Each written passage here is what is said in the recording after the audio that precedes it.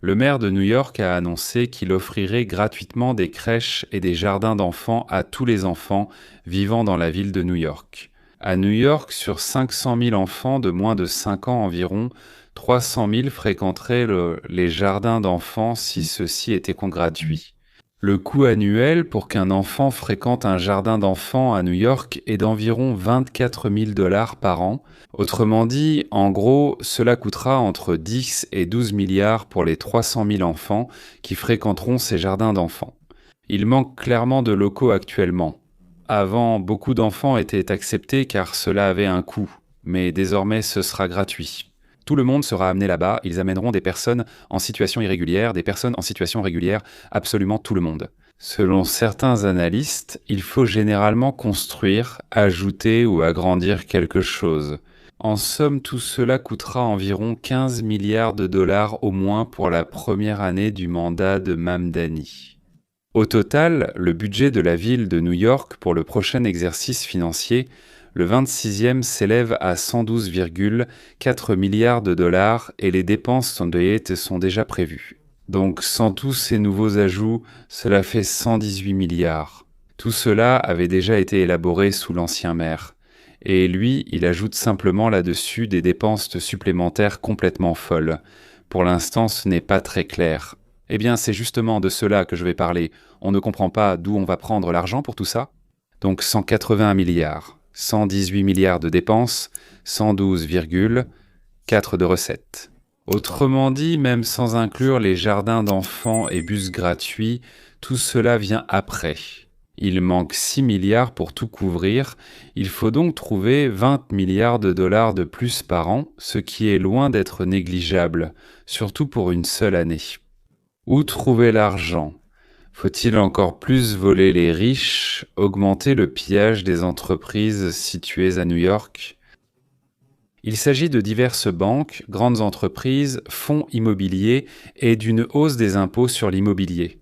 Encore une fois, il y a de nombreux calculs. On peut, comme ils disent, récolter 6 voire 10 milliards de dollars avec tout ça, oui, mais on n'obtiendra pas plus que ça. Et il commence déjà à y avoir, et il y aura encore plus, une fuite des personnes riches et des entreprises, cela va s'accentuer. Ou bien on peut réduire les dépenses pour la police, les pompiers, les écoles, les programmes sociaux, et là tu réduiras. Là-bas, il y a comme de l'argent qui apparaît, que tu avais prévu pour autre chose, et tu peux le transférer ici. Mais le problème, c'est que sans police, il y a plus de crimes, sans pompiers, plus d'incendies. Réduire le budget des écoles, c'est tout simplement impossible. Pourquoi ? Parce que le syndicat des enseignants, eh bien, c'est l'un des plus ignobles d'Amérique, voire le plus ignoble, non ? C'est le sponsor principal du Parti démocrate aux États-Unis.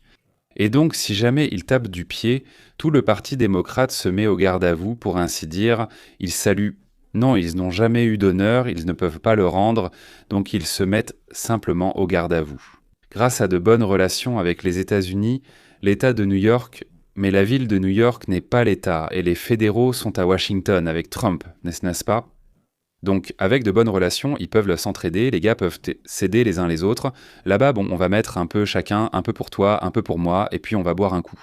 Eh bien, il a encore donné 1 milliard à nos frais, et ici donc, dans le budget, dans les trous de l'État. Et déjà donc, Madame la gouverneure a dit que non, on ne donnera pas d'argent, et non, eh bien, je ne sais pas ce qui est le plus important, qu'on ne donnera pas ou que non. Et Trump ne donnera certainement pas, Trump va plutôt reprendre, enlever, priver, plutôt que d'offrir. Pour sauver Mondani et son régime marxiste, d'ailleurs, Mondani invite donc à New York des clandestins avec des enfants pour les choyer. Il veut tout leur offrir gratuitement, même les crèches pour remplir la ville de bouches affamées. À la place de ceux qui partent, car ce sont les riches qui s'en vont, et ce sont les pauvres qui arrivent. Mais pour cela, il compte dépouiller les enfants des citoyens américains en prenant à leurs parents autant de leurs gains que lui et ses trotskistes, les partisans de Maï le voudront. Ces programmes s'adressent à tous les New-Yorkais sans exiger le statut d'immigration des enfants. Venez, nous allons voler tellement aux idiots d'Américains, c'est-à-dire aux imbéciles de boucs américains, qu'il y en aura assez pour vous tous. Tous ces enfants sont new-yorkais et doivent être inscrits en classe préparatoire et de 3 ans, peu importe leur origine ou lieu de naissance. Et nous sommes également fiers d'être une ville sanctuaire. Que signifie donc le statut de ville sanctuaire? Cela signifie que nous avons certaines règles, des règles qui existent dans notre ville depuis de nombreuses années, interdisent totalement aux agents de l'Immigration and Customs Enforcement l'accès aux écoles, hôpitaux, infrastructures municipales et terrains des sous-traitants de la ville. Divise et vole. Mamdani a imaginé que si la police du ministère fédéral de l'immigration intervenait, donc pas la police locale, mais la fédérale. Si elle entre chez une entreprise qui fournit à Gordou, par exemple, des boutons, des trombones ou de la peinture, écrit pour eux, développe un logiciel, fait encore autre chose, alors est-ce qu'il y a une entreprise sur ce territoire de cette société? Qu'elle laisse entrer le pouvoir fédéral, oui. Comment pourrait-elle ne pas le laisser entrer? Mais si elle laisse entrer le pouvoir fédéral, alors la ville de New York rompra le contrat avec cette entreprise et le confiera à une autre entreprise qui résistera aux fédéraux. Comme avec des armes à la main, probablement, et sûrement avec des armes à la main, comment sinon entrer sur le territoire d'une entreprise qui travaille avec la ville de New York? La police fédérale, cela signifie que vous partez et nous vous retirons le contrat, et avec cela votre existence. Mais d'un autre côté, empêcher l'entrée de la police fédérale, c'est un crime aux États-Unis d'Amérique. En d'autres termes, si tu ne commets pas de crime, c'est-à-dire si tu les laisses entrer, oui, nous te ruinerons. La bourse ou la vie? Eh bien, c'est dit doucement, de façon intéressante, presque intelligemment. Gentiment. En costume ou sur un banc, c'est encore possible. On ne sait pas comment ni pourquoi on a amené Illich d'Allemagne. Alors la question se pose immédiatement. Qui et pourquoi a amené Mamdani en Amérique? Croyez à l'importance du bien public et de la supériorité publique. Les habitants de New York veulent que chaque dollar d'impôt soit rendu en qualité de vie et de service. Ceci est unique et nous allons le prouver. Son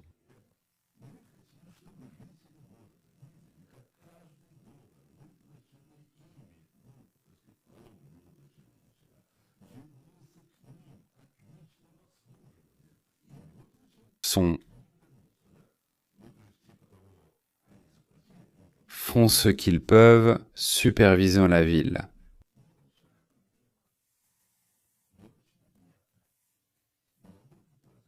Pas des gens, mais ils reçoivent, cet argent par des services, oui, pour ainsi dire.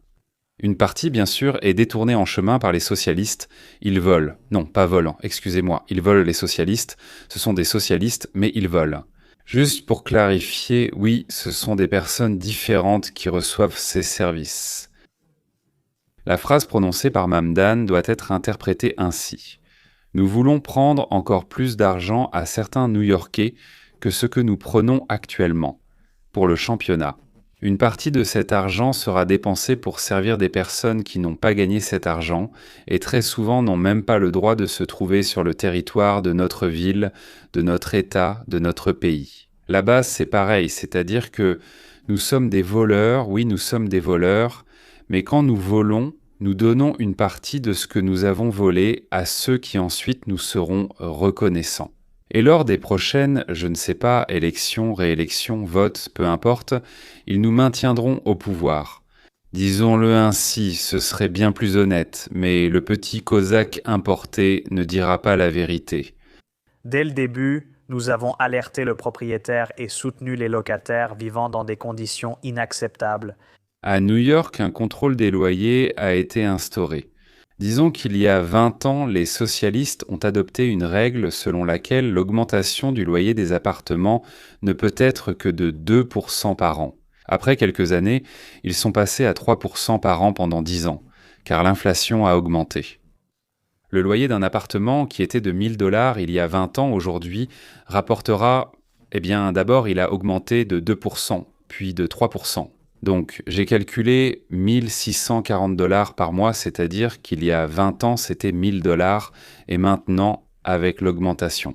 Tu ne peux pas juste dire « paie-moi 2 000 » ou si la personne est partie qu'en 3 000. Tu n'as aucun droit moral. Tu héberges quelqu'un, tu ne peux pas la mettre dehors ni augmenter le loyer au-delà de ce qu'elle payait avant, soit de 1000 à 1640 dollars par mois. J'espère que c'est clair. La maison est là depuis 20 ans, il faut la peindre, la réparer, l'entretenir. Tout cela coûte de l'argent aujourd'hui. Aujourd'hui, ça coûte de le faire. En moyenne, à New York, c'est 1200 dollars par mois pour un appartement. Disons que nous avons un immeuble de 30 appartements, on a fait le calcul. En moyenne, à New York, on a estimé combien cela coûte. Si auparavant, on payait 1000 dollars de loyer, 200 pour l'entretien, 600 pour l'hypothèque, là encore c'est une moyenne, et ça rapportait 200 dollars dans la poche chaque mois. Aujourd'hui, tu reçois 1640 dollars pour un tel appartement où la location est interdite. Il est interdit d'augmenter le loyer de plus. C'est ce qu'on appelle le contrôle des loyers. 1640, tu reçois toujours ces 600 et il reste 1040 dollars pour l'hypothèque. Hop, il faut 1200 dollars pour l'entretien. Si tu fais l'entretien comme il faut, selon ce qu'on appelle les règles, comme il faut, oui. Non seulement vous ne gagnez rien avec l'appartement que vous avez acheté et payé par votre travail. Pour cela, pour ainsi dire, oui, mais vous devez aussi investir 160 dollars par mois de votre poche. Si vous ne louez pas l'appartement, je ne le louerai pas non plus. Donc je perds, mais l'hypothèque reste à 600 dollars. Eh bien, avec l'entretien, vous êtes dans un énorme déficit. Et vendre est extrêmement difficile. Il n'y a pas d'acheteurs. Pourquoi n'y a-t-il pas d'acheteurs ? Parce qu'il n'y a pas tant d'idiots pour cette idée folle. Et vous êtes coincé et vous arrêtez de vous occuper de la maison, n'est-ce pas ? Les murs sont fissurés et sales. Une décharge est devant la maison, les toilettes hors service, mais personne ne part. Malgré tout, c'est l'horreur. Pourquoi ? Où trouveront-ils un appartement à Manhattan à un prix aussi bas ? Au moins 3 à 4 fois plus cher, voilà ce que ça coûte sans ce fameux contrôle. Pourtant, ils vivent toujours dans un taudis. Mamdani veut que les locataires appellent les services municipaux. Donc les services municipaux viendront, feront les réparations, puis par décision de justice, ils réclameront aux propriétaires le coût des réparations. En même temps, la ville ne dit pas « nous allons vous permettre d'augmenter le loyer pour que vous puissiez, disons, récupérer vos frais et même pas gagner de l'argent, mais au moins rentrer dans vos frais ». Non, non, non. Ils disent de on sent tout à fait autre chose. Ils disent « nous nous moquons de vos problèmes financiers. Si vous ne pouvez pas entretenir la maison, nous allons vous la prendre. » Par le tribunal, oui, et New York devient propriétaire des maisons que je n'ai pas reprises. Toutefois, l'entretien reste coûteux et le loyer contrôlé ne suffit pas car il ne peut être augmenté. Et la ville, encore une fois, la ville donne l'ordre de prendre, de voler, de dépouiller. Peu importe l'argent de celui qui le gagne. Pour qu'eux, et non les habitants de ces appartements, paient le loyer des appartements où vivent des personnes complètement différentes. C'est-à-dire que certains vivent là, mais c'est une autre personne qui paie. C'est comme chez nous avec l'éducation, oui. Quelqu'un a pris, disons, là-bas, un prêt de 100, 200, 300 000. Ensuite, l'État de Biden lui a pardonné. Et qu'est-ce que cela veut dire, pardonner ? Cela signifie que quelqu'un, le budget, les contribuables, doivent donner de l'argent aux banques pour celui qui a étudié. Eh bien, c'est un délire communiste, fasciste, socialiste, l'un vit, l'autre paie. Les socialistes prennent donc une part pour eux-mêmes en chemin.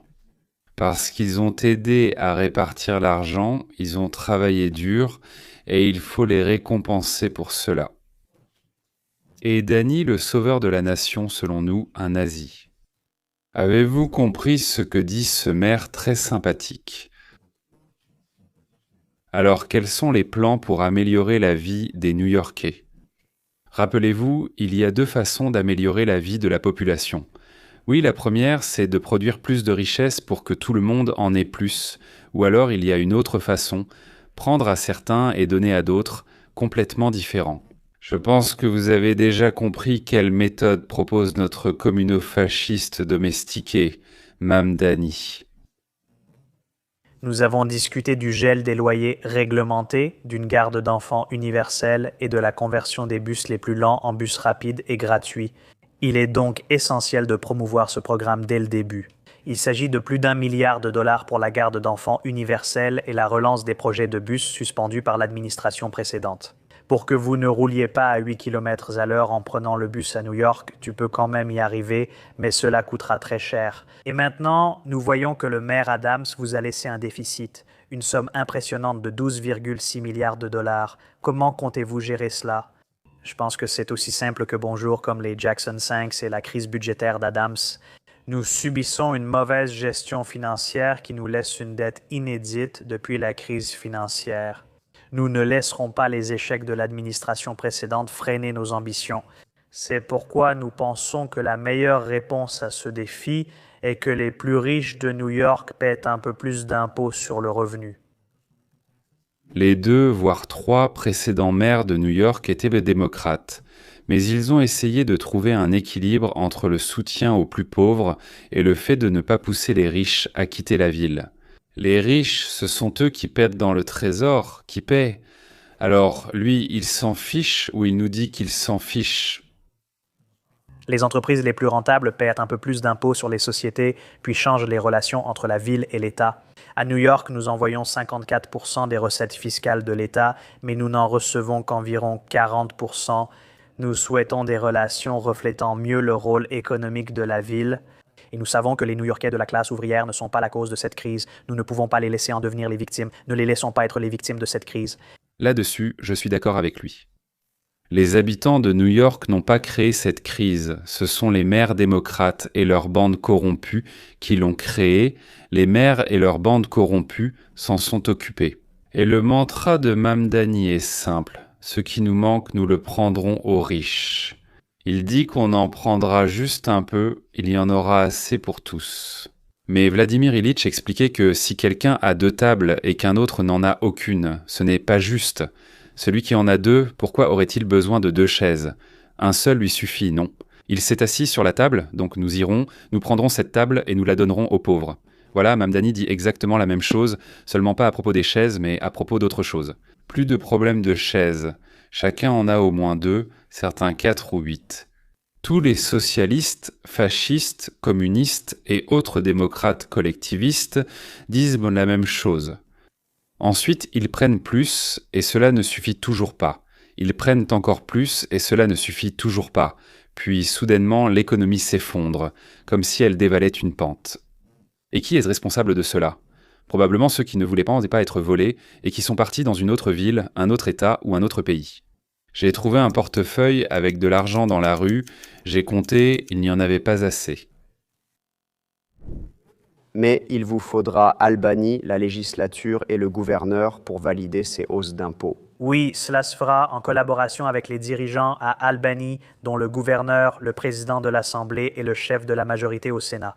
Nous avons aussi précisé que ce problème existait avant leur arrivée à la direction. Nous évoquons l'ancienne administration municipale du maire et les années d'efforts de l'ex-gouverneur Cuomo pour vider le trésor de la ville. Mais le gouverneur, du moins pour l'instant, indique clairement qu'il ne veut pas plus d'impôts sur le revenu. Alors, pourrez-vous faire ce dont vous parlez, c'est-à-dire même sans déficit? Pourrez-vous faire tout ce que vous voulez si les impôts n'augmentent pas? Nous continuerons à défendre notre position. Et je pense que nous avons déjà constaté, en un peu plus de 20 jours au pouvoir, que les choses qu'on nous disait impossibles, farfelues ou irréalistes, nous sommes déjà en train de les accomplir. Le fait est qu'il n'a encore rien fait. Il a seulement signé quelques décrets pour lesquels il n'a pas encore de financement. Il a peut-être juste déplacé une partie du budget d'un projet ou département à un autre. Rien de ce qu'il a fait jusqu'à présent ne mènera à la production de plus de biens.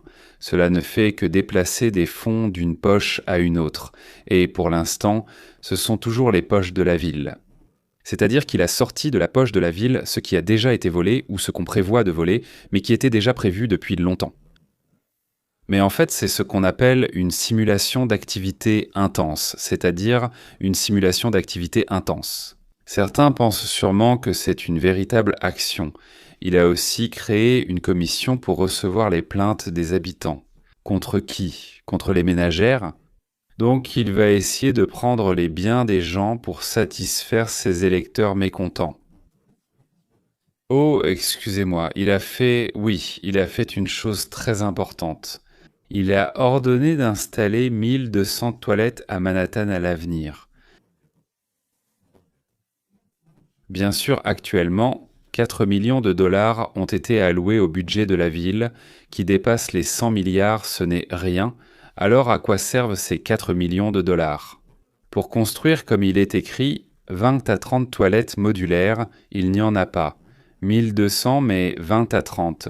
Donc il y a une différence, oui, nous allons construire 1200 toilettes à Manhattan, bon, c'est compréhensible pourquoi, et nous allons allouer de l'argent pour cela, et ils ont alloué 4 millions pour construire 20 à 30, comme ils l'écrivent, c'est un peu, et là-dessus aussi, je ne suis pas sûr.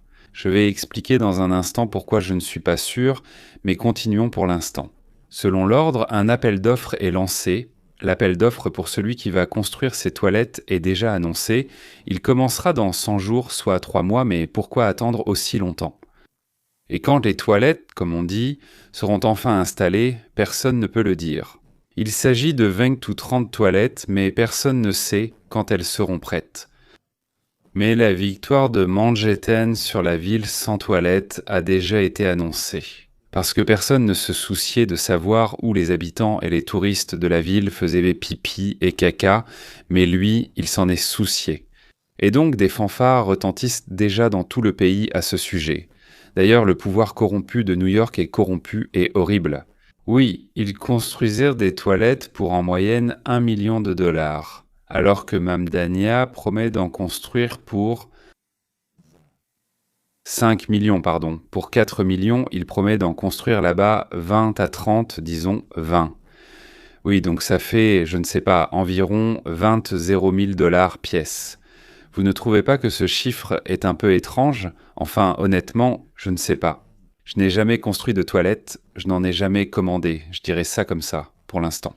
Et la toute première chose que le nouveau maire a faite, c'est d'allouer de l'argent pour des urinoirs. Et maintenant, on peut l'appeler Mamdani le pissoir ou Mamdani le roi des toilettes. Eh bien, en gros, Sralnikov, le roi. Mais ils seront sans murs, avec des murs ça coûte 1 million, et sans murs, c'est 200 000 sans murs. Et je pense que ce seront de merveilleux toilettes exemplaires au centre de Manhattan, que tout le monde appellera « ce sont les toilettes Mamdani ». Vous avez dit pendant la campagne que de nombreux grands financiers à New York déclaraient qu'ils quitteraient la ville, prédisant que de grandes entreprises quitteraient la ville si vous étiez élu. Ils n'ont pas encore commencé à exécuter ces menaces. Mais y a-t-il une inquiétude que si les mesures dont vous parlez, en particulier l'augmentation des impôts, sont mises en œuvre, vous puissiez perdre ces grandes entreprises riches? Nous souhaitons qu'elles restent ici et que cette ville accueille tout le monde sans sélection en créant une place pour chacun. Récemment, une millionnaire new-yorkaise m'a demandé si je comptais augmenter les impôts. J'ai répondu oui, elle a répliqué qu'elle pouvait partir. J'ai dit « ce n'est que 2% sur un revenu d'1 million ou plus ». Elle demande combien ça fait. Je réponds environ 20 000 dollars. Elle dit « ah, ce n'est pas tant que ça pour moi ». Il ment encore, ou de nouveau, voilà le problème, il ment c'est sûr, mais on ne sait pas s'il ment encore de nouveau, ou comme toujours il ment. Si cette femme est aussi riche qu'il l'a dit, elle sait absolument, elle sait exactement combien il veut lui soutirer en plus. Elle sait exactement combien elle paye. Pourquoi je le sais? Pourquoi j'en suis si sûr? Elle a des comptables et elle a des avocats. C'est-à-dire que Mandari a inventé une milliardaire idiote. Il l'a inventée à 100%. Si on parle d'ailleurs de 20 000 dollars avec une milliardaire, combien d'argent va-t-il leur soutirer pour couvrir, disons, les 20 milliards de dollars qui lui manquent en chaque année?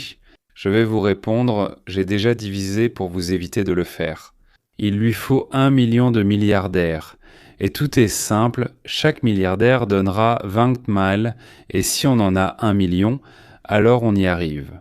Donc couvrir le déficit annuel, c'est ça, il y a un problème. Donc en mathématiques, Mandari, soit il ment, soit il pense que 2% veut dire 2 fois plus. Comme ce nouveau riche qui pensait qu'en doublant le prix du produit, il augmentait son prix de 2%. Mais Mandari n'est pas une blague russe, c'est la réalité américaine. Là-bas, c'est l'expérience de Marx, Staline, Mao, Ceausescu, Pol Pot et Mandari. Ils ont déjà répété, je ne sais pas, une centaine de fois, et pas une seule fois, jusqu'à présent, cela n'a fonctionné. Alors, à votre avis, quelle est la chance que cette fois, ici, ça marche comme là-bas ? Il paraît que c'est Einstein qui l'a dit, pas Epstein, c'est sûr. Je pense quand même que si tu fais la même chose, mais tu t'attends à des résultats différents, alors qui es-tu ? J'ai une réponse.